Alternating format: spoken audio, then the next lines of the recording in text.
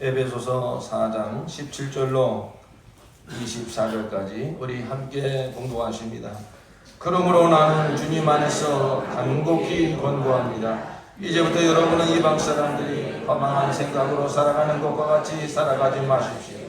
그들은 자기들 속에 있는 무지와 자기들의 마음의 완고함 때문에 지각이 어두워지고 하나님의 생명에서 떠나 있습니다. 그들은 수치의 감각을 잃고 자기들의 몸을 방탕에 내맡기고 탐욕을 부리며 모든 더러운 일을 합니다. 그러나 여러분은 그리스도를 그렇게 배우지는 않았습니다.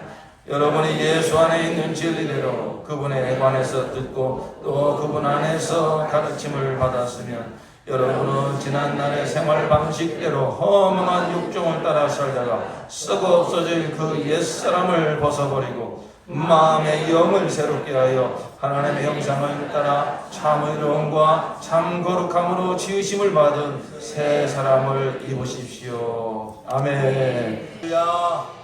우리 하나님의 위대하신 구원을 찬양합니다. 네. 우리 안에 예수님이 계십니다. 우리가 만날 때마다 기쁨이 있고 또 우리 사랑이 있는 것은 또 우리가 서로에 대한 그림이 있는 것은 무엇보다 우리 안에 예수님이 계시기 때문에 그렇습니다. 옆에 계신 성도님을 바라보시고 축복하실 때 정말 그 안에 계신 예수님을 바라보면서 성도님 보기만 해도 은혜가 됩니다. 서로 인사합시다. 성도님 보기만 해도 은혜가 됩니다.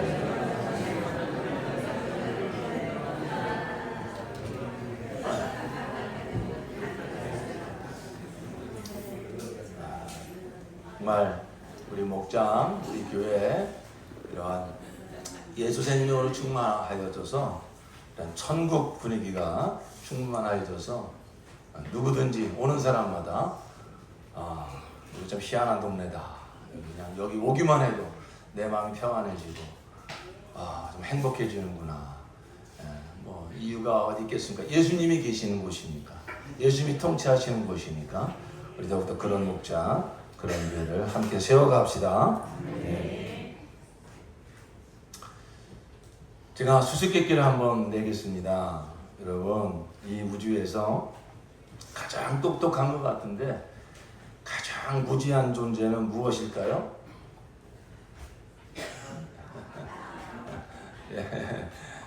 다 눈치를 차리셨군요. 바로 사람입니다. 사람. 우리 사람이 가장 얼마나 똑똑한 척 하는지 몰라요. 그리고 정말 똑똑한 것 같아요. 저 우주를 우주선을 띄우고 무슨 AI 그런 끝까지 문화를 발전시켜서 도대체 사람들이 못하는 일이 뭐가 있을까 싶을 정도로 엄청나게 똑똑한 것 같은데 또 알고 보면 사람처럼 참 무지하고 어리석은 존재가 없어요. 왜냐하면 정작 내가 누군지는 답을 못 가지고 있어요. 사람아, 너는 도대체 누구냐? 그럴 때 나는 이런 존재입니다. 나는 나는 누굽니다. 정확하게 답을 내놓는 사람이 없어요. 그래가지고 그 부분에 대해서 깊은 고민을 하는 사람들이 철학자들입니다. 그 사람들은 질문만 던질 줄 알았지 답은 찾지를 못하는 사람들이에요. 그래도 그 수많은 철학자들 가운데 최고의 심오한 질문이 뭐냐면 소크라테스가 던진 너 자신을 알라. 이게 우스갯소리가 아니라 깊은 고민 가운데 정말로 우리 인생에 중요한 게 뭐냐? 이게 던진 질문이에요. 너 자신을 알라. 옆에 계신 분에게 물어보세요. 너 자신을 아십니까? 질문은 던졌지만 답은 찾지를 못해요. 도대체 나는 누군가? 그러니까 당연히 내가 사는 이유도 몰라요. 나는 누구며 나는 왜 살지? 사람들이요 다 알고 살아가는 것 같죠? 그렇지 않습니다. 각자 설명을 할 수는 있겠죠. 그러나 이거 진리구나. 맞아. 사람은 이런 존재야. 사람이 사는 목적은 이거야. 공통된. 그래서 더 이상 방황하지 않는, 더 이상 헤매지 않는 그 진리를 찾은 사람은 아무도 없어요. 그래서 세상 사람들이 그 인생의 목적에 대해서 흔히 하는 얘기가 뭡니까? 뭐가 이렇게 바빠? 그럼 뭐라 그래요? 먹고 살려고 그러는 거지. 사는 목적이 먹고 살기 위해서 아니잖아요, 그죠? 사람이 무슨 돼지입니까? 먹기 위해서 삽니까? 근데 답을 모르니까 그냥 내 실제적인 삶을 보니까 그냥 먹기 위해서 사는 것 같아. 먹고 살죠. 그리고 또 자조 섞인 그 소리 그게 있죠? 인생 뭐 별거 있어. 그런 소리 해보신 분 계세요? 인생 뭐 별거 있어. 그냥 즐길 때 즐기는 거지. 이게 다 왜 그런 소리들을 하죠? 답을 모르니까. 여러분, 지금 우리가 먹고 사는 게 이렇게 풍족해졌지만 우울증 환자들이 얼마나 많이 늘어나는지 아십니까? 잠재적 우울증 환자까지 따지면요, 반수가 넘는데요. 한 50% 이상은 다 우울증 환자래요. 여러분, 우리 한국이 자살률 1위라는 거 아시죠? OECD 개발도상 국가 중에 자살률 1위예요. 2위 되는 나라하고 한 2배 차이 정도 난대요. 하루에 38명이 자살로 목숨을 끊는답니다. 오늘 하루에도 38명 평균. 40대 이후로 사망 원인 1위가 자살이에요. 40대가 전에는 암이었었는데 40대도요. 지난 2023년 통계를 내보니까 자살이 사망 원인 1위가 나왔어요. 왜 그럴까요?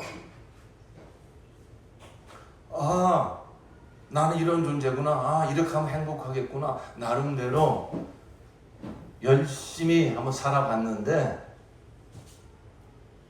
답을 모르는 거예요. 이상하게 살면 살수록 열등감에 빠지고 공허해지고 허무함에 빠지고 비교의식에 짓눌리고 이런 인생 더 이상 살 필요가 있을까? 그래서 자살들을 하죠. 답을 모르니까 그냥 태어나서 그 어릴 적부터 부모로부터 친구로부터 학교 선생님들로부터 나라에서 뉴스에서 인터넷에서 그냥 그 하는 이야기를 무분별하게 받아들이면서 그게 가치관이 돼버린 거예요. 이 세상 나라는 옛날이나 지금이나 세상 나라 가치관은 딱 두 가지입니다. 자아사랑, 세상 사랑이에요. 나를 더 사랑하자. 그리고 세상 부귀영화 한번 거머쥐자. 세상에 이러한 부귀영화. 그럼 행복해진다. 이게 누가 가르쳐주지 않아도요. 세상에 가득한 가치관이기 때문에 태어나면서도 맨날 보고 듣고 또 학교에서 가르치고 자아실현 그러면서 그러한 가치관이 사정없이 우리 안에 들어오죠. 그래서 그걸 위해서 사는 거예요.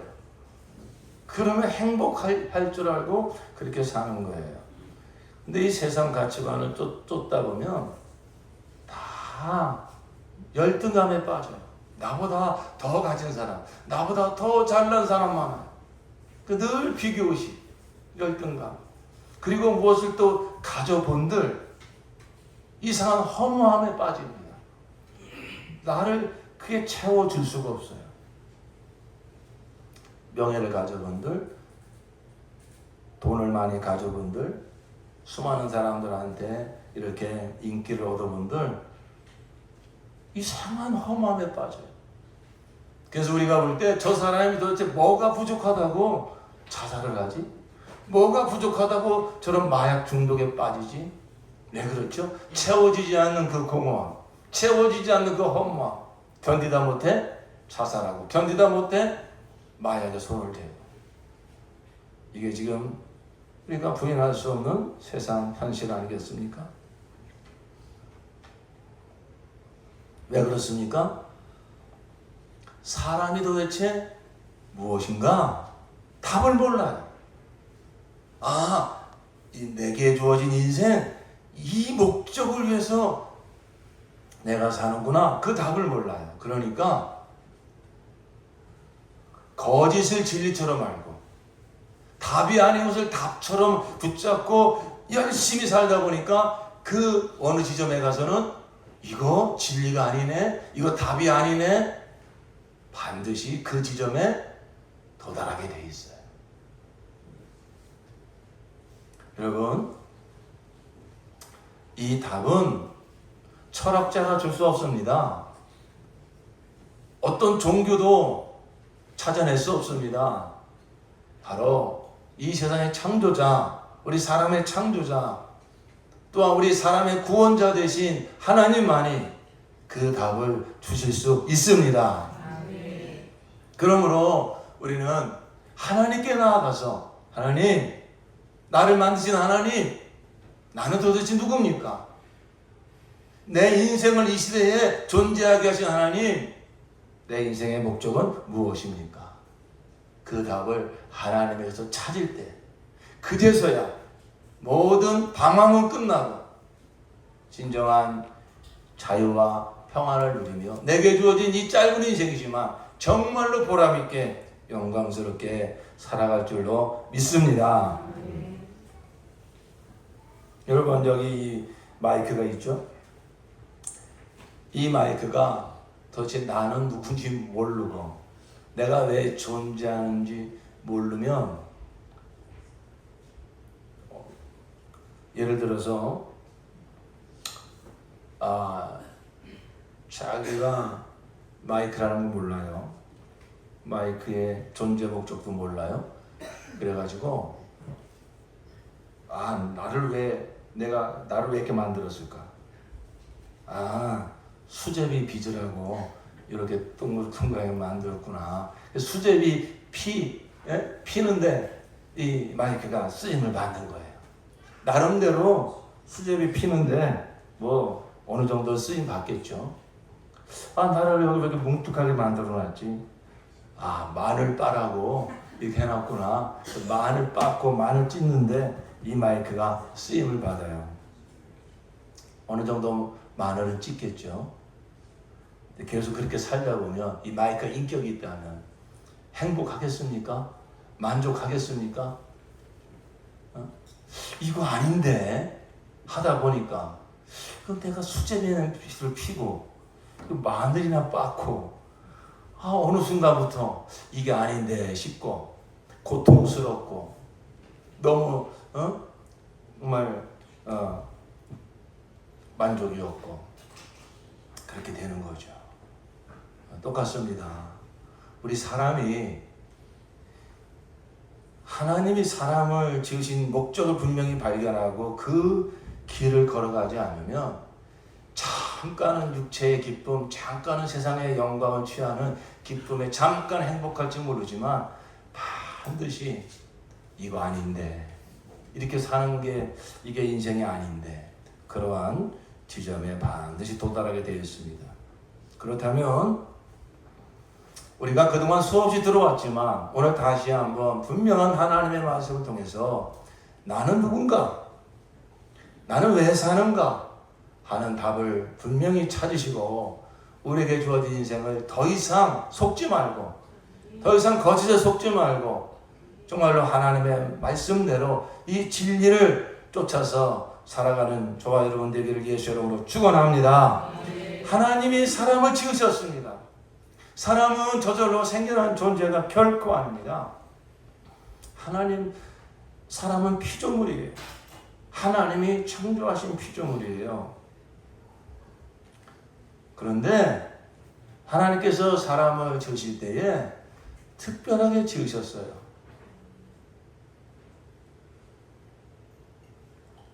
창세기 1장 27절을 보니까 하나님이 당신의 형상대로 사람을 창조하셨으니 사람은 하나님의 형상입니다.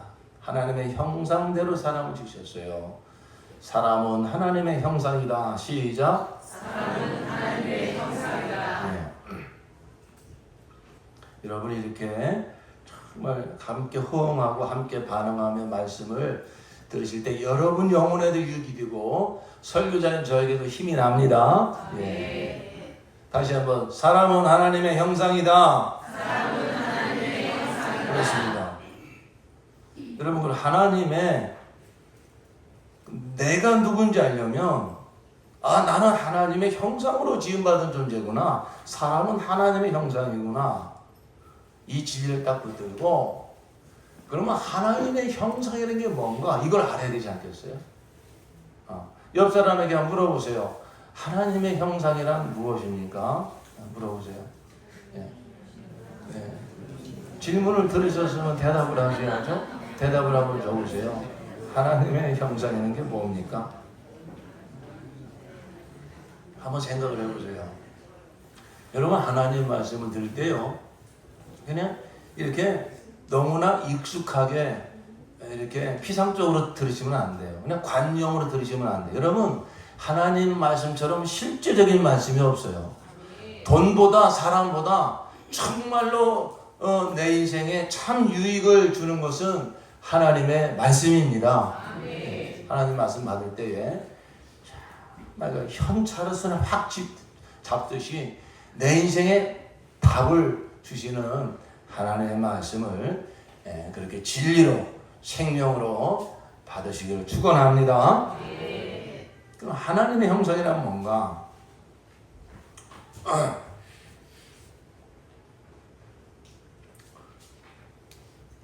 하나님의 형상은 성경 전체를 보니까요. 하나님께서 분명히 그 사람에게 내가 너에게 원하는 거 이거야. 이게 내가 너에게서 보고 싶은 모습이거든. 그게 하나님의 형상이었어요. 구약 시대에는 이스라엘 백성들에게, 이 신약 시대에는 우리 교회에게 하나님 분명히 이렇게 요구하신 게 있더라고요.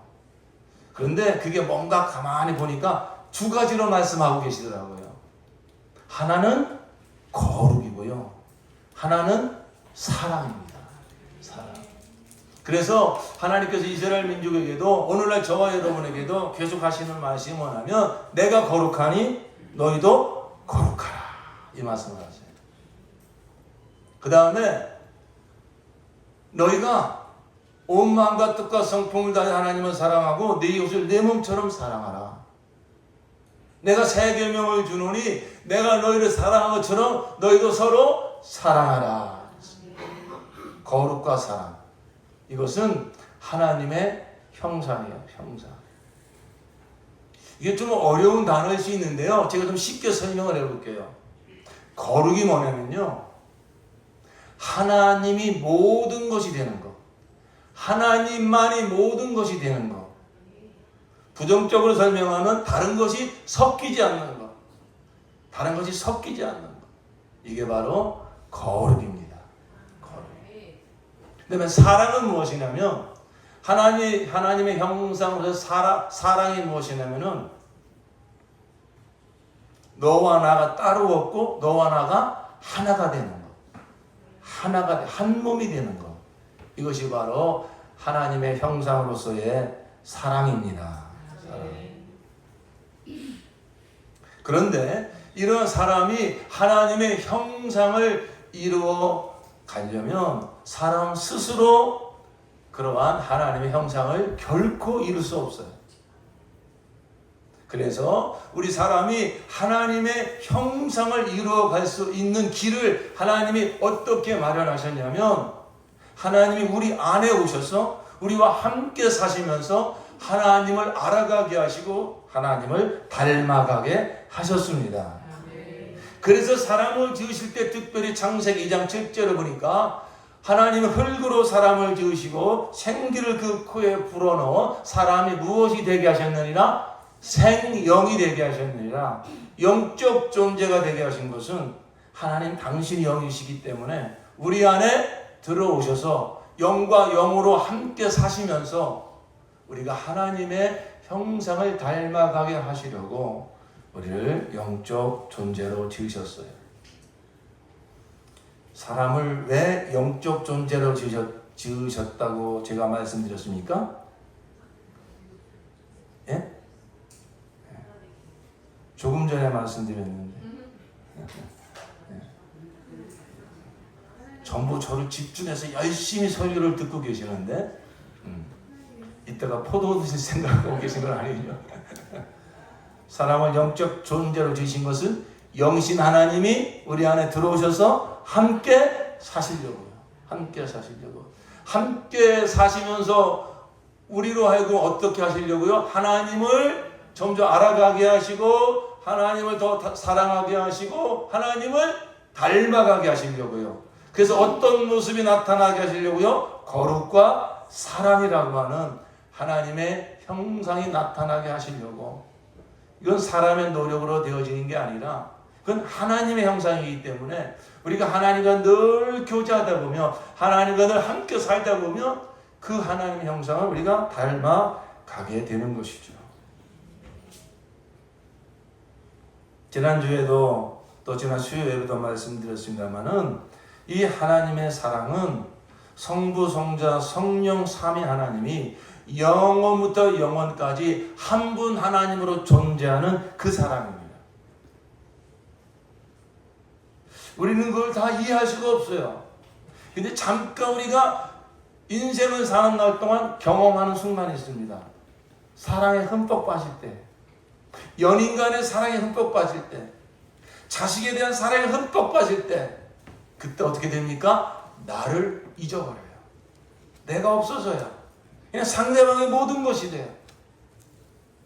정말 희한한 능력 아닙니까? 그렇게 자린고비, 그렇게 돈 쓸 줄 모르던 자식이 말이죠. 어느 순간부터 그냥 물 쓰듯이 막 돈을 써요. 뭐가 생긴 거예요? 애인이 생긴 거예요. 그 애인을 위해서라면 와, 그냥 아끼지 않고 선물을 사고요. 그렇게 잠 많은 자식이 말이죠. 밤새워서 막 연애 편지를 쓰고요. 사람이 희한한 능력이 있어요. 그건 작은 경험에 불과한 거예요. 그 사랑의 원천이 하나님, 바로 삼위 하나님이 영원토록 한 분 하나님으로 계신 그 능력.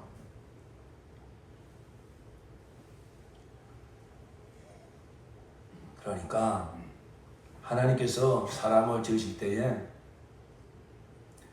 사람은 하나님의 형상, 너는 나의 형상이다. 거울을 보면 내 형상이 비춰지는 것처럼 사람을 보면 누구 모습이 비춰지는 존재? 하나님의 모습이 비춰지는 존재. 그리고 내 인생의 목적은 하나님을 만나고 하나님과 늘 함께 살면서 하나님과 교제하면서 우리가 점점 더 하나님의 형상을 드러내는 삶. 이것이 우리 사람에게 주어진 영광스러운 존재 이유요, 존재 목적인 줄로 믿습니다. 우리 한번 믿음으로 고백합시다. 도대체 나는 누군가? 나는 하나님의, 당신은 누구십니까? 지금 물어보면 여러분, 나는 하나님의 형상입니다. 한번 대답을 해보세요. 당신은 누구십니까? 기분 나쁘지가 아니시죠? 네, 저 영광스럽게 다시 한번 여러분 고백해 보세요. 당신은 누구십니까? 아니, 나는 하나님의 형상입니다. 그러시라니까 왜 또 저한테 물어보세요? 당신은 누구냐고. 다시요. 당신은 누구십니까? 나는 하나님의 형상입니다.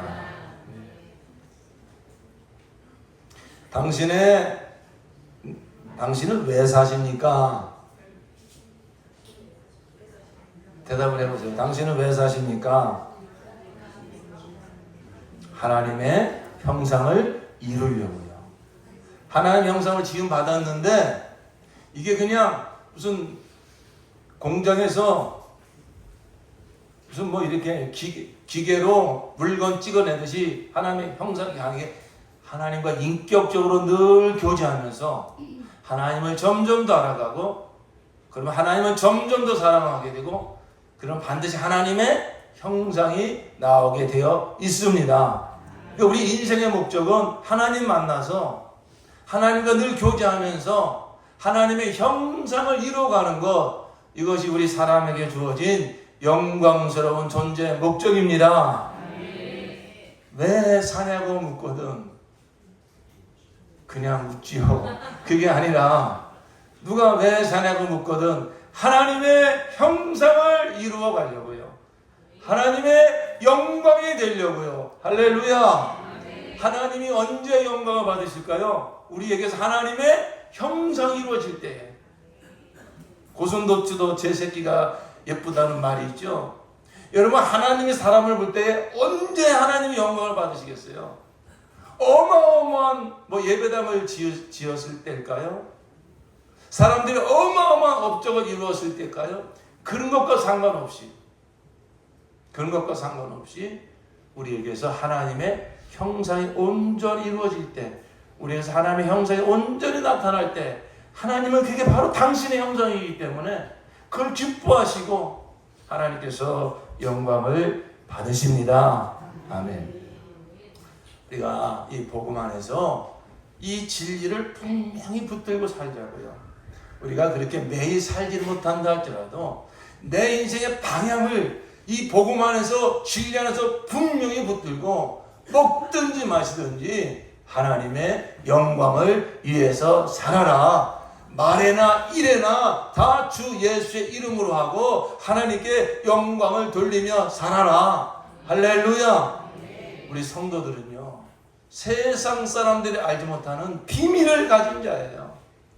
하나님께서 독생자 예수 그리스도를 통해서 그 가르치신 말씀과 십자가와 부활과 저 영광의 소망 가운데 주의 성령으로 말미암아 우리에게 분명히 가르쳐 주신 이 복음의 비밀, 바로 나는 하나님의 형상이구나. 나는 하나님의 형상을 이루어 하나님께 영광을 돌리는 것이 내 인생의 존재 목적이구나.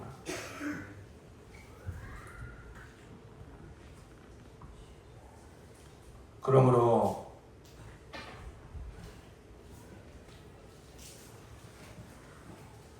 이렇게 하나님께서 사람을 지으셨음에도 불구하고 첫사람 아담은 마귀에게 속아서 범죄하게 되었고 하나님은 떠나셨어요. 하나님과 함께 살아야 될 존재가 하나님을 잃어버렸어요. 그래서 사람은 그때부터 하나님을 대적을 하고 이웃을 미워하는 그러한 타락한 존재가 되었습니다.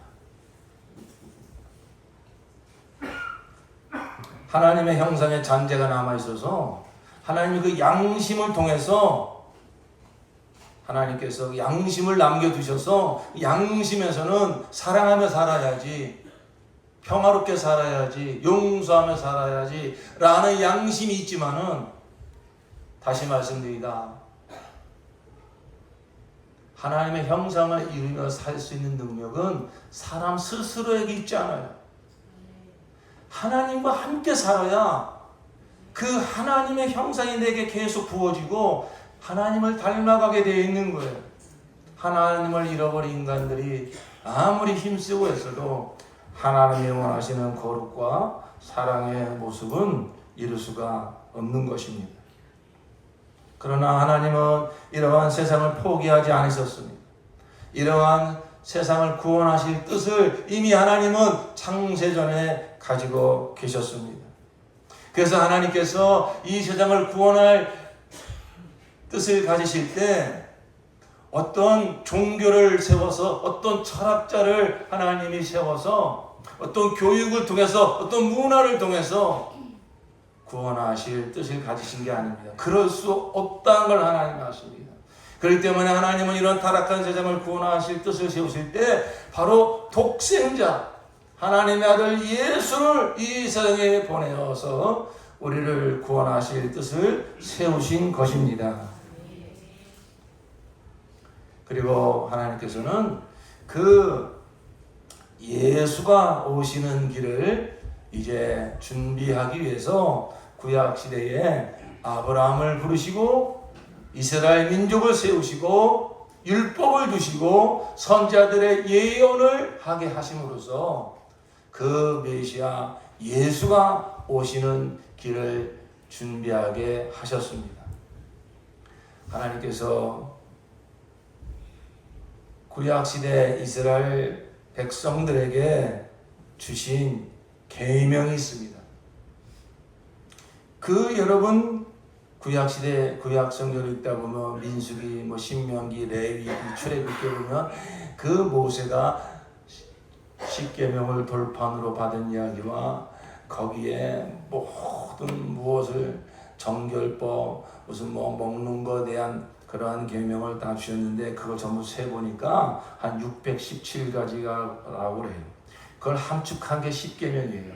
그걸 한 문장으로 이야기하면 마가복음 12장 28절에 예수께 물었다. 모든 계명 가운데서 가장 으뜸되는 것은 어느 것입니까? 예수께서 대답하셨다. 첫째는 이것이다. 이스라엘아 들어라. 우리 하나님이신 주님은 오직 한 분이신 주님이시다. 내 마음을 다하고 내 목숨을 다하고 내 뜻을 다하고 내 힘을 다하여 너희 하나님이신 주님을 사랑하여라. 둘째는 이것이다. 내 이웃을 내 몸같이 사랑하여라. 이 계명보다 더 큰 계명은 없다. 그러니까 하나님께서 구약시대 이스라엘 민족에게 주신 계명은 그것은 하나님이 사람을 지으실 때 하나님이 사람에게서 보기 원하신 그 하나님의 형상을 이스라엘 민족에게는 계명으로 주신 거예요.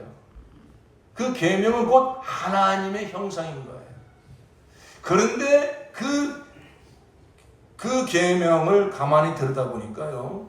이스라엘아 들어라. 우리 하나님이신 주님은 오직 한 분이신 주님이시다. 이게 뭡니까? 이게 거룩이라고 그랬잖아요.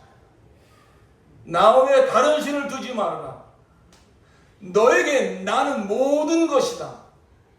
내가 너의 하나님이다. 돈이 하나님이 아니다. 세상의 어떤 부귀영화가 하나님이 아니다. 내가 너의 영광이요, 내가 너의 지혜요, 내가 너의 능력이요, 내가 너의 모든 것이다. 아멘. 하나님께서 왜 이렇게 우상을 섬기는 걸 싫어하실까? 그건 하나님의 형상을 아주 박살내버리는 하나님의 형상을 이루지 못하는 사람들이 가장 미혹받기 쉬운 그런 거짓이기 때문에 하나님의 우상숭배를 이렇게 싫어하시는 거예요. 그러면서 하나님이 주신 계명의 말씀이 뭡니까? 마음과 목숨과 뜻을 다하여 하나님을 사랑하고 이웃을 내 몸처럼 사랑하라. 하나님 구약시대 이스라엘 백성들에게 이 계명을 주셨어요. 즉 하나님의 그 뜻은 무엇이냐면은 죄로 말미암아 하나님을 잃어버리고 하나님을 대적하고 이웃을 미워하여 죄악이 가득한 세상이 되었지만은 하나님은 독생자를 보내셔서 우리를 다시 구원하실 것인데 그 구원이라고 하는 것은 우리를 죄와 사망과 지옥에서 건져내실 뿐만 아니라 구원받은 자들에게 하나님이 다시 우리 안에 들어오셔서 다시 우리가 하나님과 함께 살면서 하나님이 원래 창조할 때 의도하신 하나님의 형상을 드러내는 그러한 존재가 되게 하시겠다는 것입니다. 할렐루야. 그러니까 창조의 목적과 구원의 목적은 같은 거예요. 사람에게서 무엇을 보시기를 원하시는 것? 하나님의 형상을 보기 원하시는 것. 그게 바로 하나님께 영광이 되는 것. 그래서 하나님께서는 먼저 계명을 주셔서 이렇게 사는 게 너에게서 내 형상이 이루어지는 거야. 이렇게 살 때 나는 영광을 받는단다. 이스라엘 민족에게 그걸 구체적으로 가르쳐 주셨어요. 하나님, 나는 도대체 누굽니까? 나는 왜 삽니까? 하나님은 이스라엘 민족을 택하여서 그들에게 이 계명을 주셨단 말이에요. 여러분 물어봅시다. 구약시대 때 이 하나님의 계명을 받았는데 이 계명을 온전히 이루어서 하나님의 형상을 온전히 이루어서 하나님의 영광이 된 사람이 몇 사람 있을까요? 정대호 성도님 몇 사람이 있을까요? 아브라함, 모세, 다윗 세 사람은 그렇게 살지 않았을까? 로마서 3장 10절에 답이 나옵니다. 의인은 없나니 몇 명이도 없느니라 한 사람도 없느니라. 무슨 얘기죠? 하나님이 요구하시는 하나님의 의라고 하는 것은 이 하나님의 형상을 온전히 이루는 사람 말하는 거예요. 그렇게 하나님이 요구하시는 형상, 정말로 하나님만이 나의 모든 것입니다. 다른 것은 없습니다. 마음과 뜻과 성품과 목숨을 다해 하나님을 사랑하고 내게 진 내 이웃을 내 몸처럼 사랑하여 하나님의 형상을 이루어 하나님의 영광이 된 사람은 한 사람도 없습니다. 한 사람도 없습니다. 그 이유는요, 하나님의 계명이 잘못된 게 아니라 그 하나님의 계명을 지킬 능력이 사람에게 없어요. 왜요? 하나님이 안 계시잖아요. 하나님의 형상을 이루는 능력은 사람에게 있는 것이 아니라 하나님께 있다니까요. 하나님하고 함께 살아야 된다니까요. 예. 근데 그 약시대에는 비록 하나님이 그들을 예루살렘 성전에서 만나 주시기도 하고 전쟁에 승리하게 하시기도 하고 홍해를 갈라는 이적도 베풀어 주셨지만 하나님이 그들 안에 들어오시진 않았어요. 왜요? 죄와 사망이 있는 곳에 하나님이 함께 거할 수 없으니까. 그런데 하나님께서 이미 구약시대 때 새 언약의 계명을 주십니다. 너희는 아무도 이 계명을 이룰 자가 없지만 이 계명이 너에게서 이루어지는, 그렇게 이 계명을 이루며 살 수 있는, 내가 새 언약을 준다, 새 계명을 준다. 그러면서 예레미야 31장에 또는 에스겔서에 하나님은 수많은 선지자를 통해서 그런 말씀을 주고 계시는데, 신약 성경에 그 말씀을 이렇게 인용하고 계십니다. 우리 히브리서 8장 말씀을 다 함께 찾아봅시다. 히브리서 8장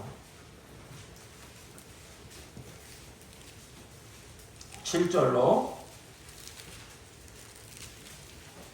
13절까지. 이 말씀은 예레미야 31장 31절로 34절에 예레미야 선지자를 통해서 하나님이 미리 언약하신 내용을 이 히브리서 저자가 다시 인용하고 있는 것입니다. 우리 7절은 형제님들이, 8절은 자매님들이 번갈아 가면서 큰 소리로 읽겠습니다. 형제님부터 시작. 그 첫 번째 언약에 결함이 없었더라면 두 번째 언약이 생길 여지가 없었을 것입니다. 그런데 하나님께서는 자기 백성을 낳으시면서 그렇게 말씀하셨습니다. 주님께서 말씀하신다. 보아라, 나는 이길 것이다. 그때 내가 이스라엘 집과 유다 집과 더불어 새 언약을 맺을 것이다. 또 주님께서 말씀하신다. 이 새 언약은 내가 그들의 조상들의 손을 잡고 이집트 땅에서 인도하여 내던 날에 그 조상들과 맺은 언약과 같은 것이 아니다. 그들은 내 언약을 지키지 않았으므로 나도 그들을 돌보지 않았다. 또 주님께서 말씀하시다. 그날에 비해 내가 이스라엘 집과 맺은 언약을 이루시니 나는 내 율법을 그들의 생각에 넣어주고 그들의 마음에다가 새겨주겠다. 그래야 나는 그들의 하나님이 되고 그들은 내 백성이 될 것이다. 그리고 그들은 각각 자기 이웃과 자기 동족을 가르치려고 주님을 알라고 말하는 일이 없을 것이니 작은 사람으로부터 큰 사람에 이르기까지 모두 나를 알 것이기 때문이다. 내가 그들의 불의함을 엄밀히 여기겠고 더 이상 그들의 죄를 기억하지 않겠다. 다 함께 하나님께서 새 언약이라고 말씀하심으로써 첫 번째 언약을 낡은 것으로 만드셨습니다. 낡고 오래된 것은 곧 사라집니다. 아멘. 새 언약, 옛 언약은 하나님이 어디에 새겨졌다고요? 돌판에 새겨졌다는 거예요. 그러니까 그들이 이 언약을 받았을 때 하나님이 우리에게 이런 언약을 주셨다고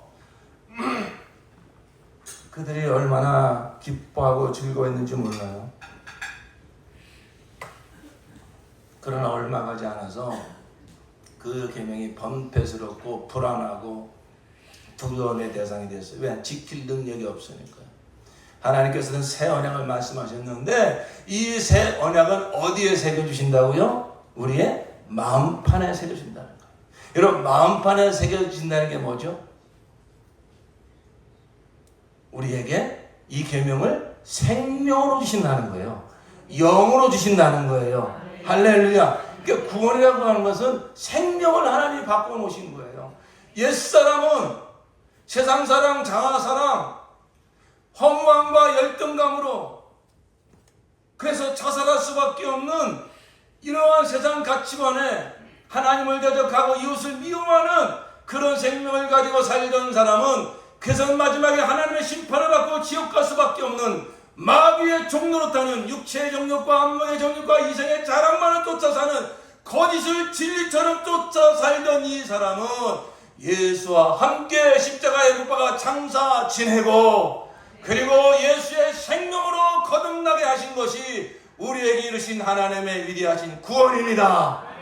그 예수의 생명의 속성은 하나님을 마음과 뜻과 성품을 다하여 사랑하고 이웃을 내 몸처럼 사랑하며 하나님 한 분이면 충분합니다 라는 그 속성이 예수 생명입니다. 그 예수 생명이 내 생명이 되었습니다. 이건 믿음으로 붙잡으셔야 되는 거예요. 여전히 내가 세상 유혹에 넘어지고 여전히 내가 자아사랑에 넘어지는 옛사람의 모습이 여전히 내게 남아있다 할지라도 하나님의 구원을 받은 자라면 그렇게 살던 나는 예수와 함께 죽었으며 이제 정말로 이제 나의 하나님으로 내 안에 오신 내 구주 예수 그리스도를 정말 마음과 뜻과 성품과 목숨을 다하여 사랑하고 싶은 그 속성 그리고 내게 주 이웃을 내 몸처럼 사랑하여 원수까지도 사랑할 수 있는 그 예수 생명이 내 생명이 되었습니다. 여러분 이것을 믿음으로 붙드시기를 예수 이름으로 축원합니다. 하나님의 역사는 이 믿음에서 시작이 되는 거예요. 하나님께서 믿음을 기뻐하는 거예요. 나의 어떠한 모습을 바라보고 나 같은 게 뭐 나는 할 수 없어. 여러분 그건 정말 하나님이 싫어하시는 거예요. 사람은 할 수 없으되 하나님은 할 수 있느니라. 하나님의 위대하신 분이 내게 이루어졌잖아요.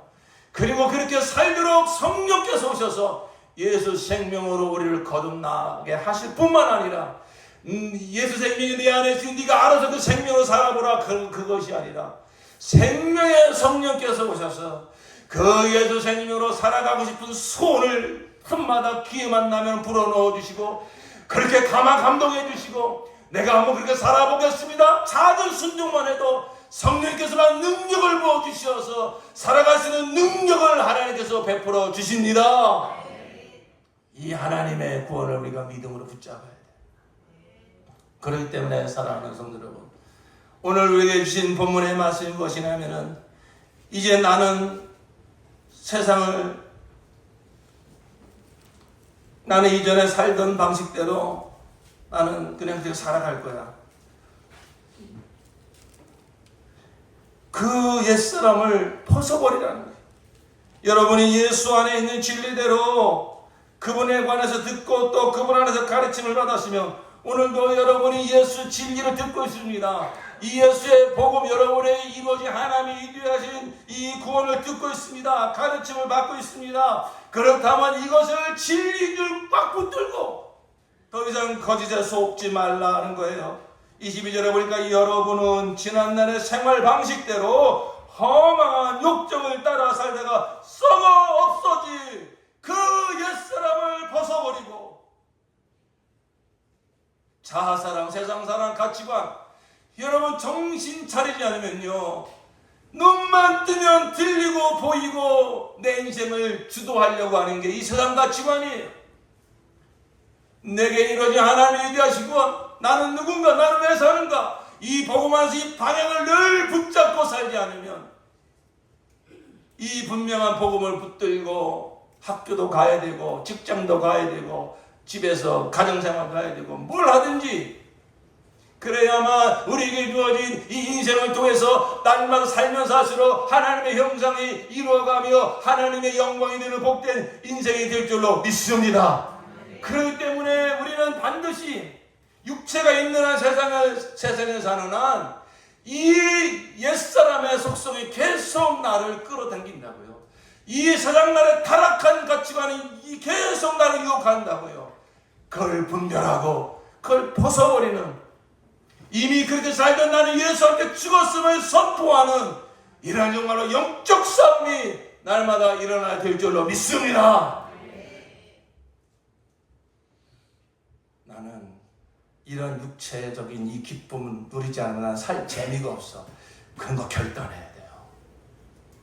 그걸 일단 이건 거짓이구나, 이건 거짓의 기쁨이구나, 거짓 평안이구나, 이걸 딱 복음 안에서 내려놓고, 그리고 이제는 예수 생명으로 사는, 주님을 사랑하고 주님 예수님 한 분이면 충분하고 정말로 내 예수 내 몸처럼 사랑하는 예수 생명 내 생명 되었사오니 주여 그 생명으로 살게 하여 주시옵소서. 소원하고 먼 데에 있는 사람이 아니라 가까이 있는 내 이웃부터, 남편과 아내로부터, 형제 자매로부터 그들에게 친절히 대하고 서로 존귀 여기고 혈기와 분노를 내지 말고, 그게 다 예수 생명을 흘려보내는 삶이에요. 그러한 예수 생명으로 사는 기쁨을 점점 누리게 될 때에 이건 차원이 다른 땅의 기쁨이 아니라 하늘의 기쁨이기 때문에 열등감에 빠지는 그런 타락한 기쁨이 아니라, 허망에 빠질 수밖에 없는 그 세상 기쁨이 아니라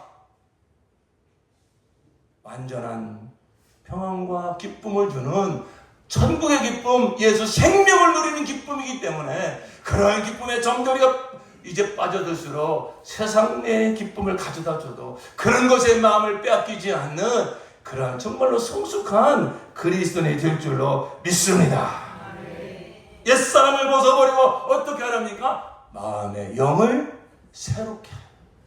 바로 내 안에 예수 생명 성령께서 와 계시니까 우리 이제 마음을 예수 생명으로 우리가 날마다 하루를 시작할 때에 기도와 말씀을 통해서 내 영을 먼저 깨우고 주님과의 먼저 교제를 시작을 하고, 그럼으로써 이제 이 하루하루를 살아갈 때 우리는 어떻게 된다는 것입니까? 하나님의 형상을 따라 참 의로움과 참 거룩함으로 지으심을 받은 새 사람을 입으십시오.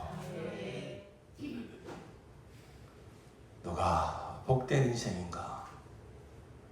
세상의 부귀영화 많이 쥔 사람이 복이 아닙니다.